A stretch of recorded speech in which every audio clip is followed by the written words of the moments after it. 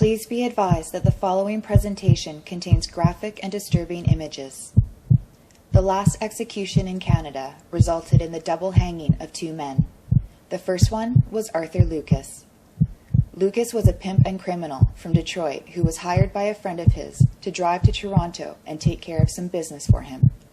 Lucas was charged with the murders of Thurland Crater, a small-time criminal and also a pimp to his common-law wife and prostitute, Carolyn Newman.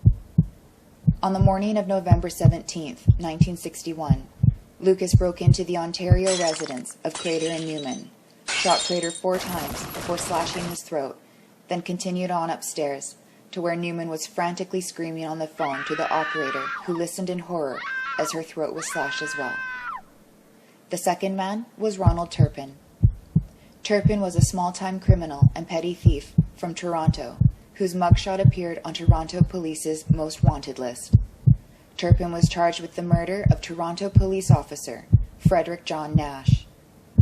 On the evening of February 11, 1962, Nash spotted Turpin driving his broken-down vehicle and signaled for him to pull over. Words were exchanged and shots were fired. Both men were wounded, but Nash would later succumb to his injuries.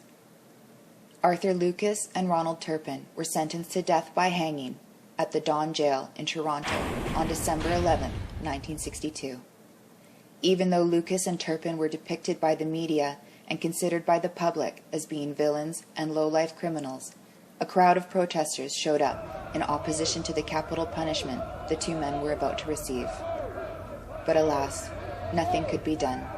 Their fate had already been sealed.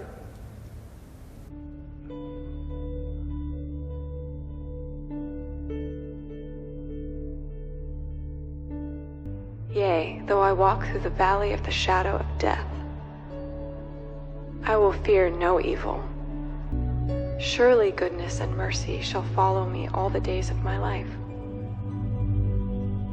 and I will dwell in the house of the Lord forever.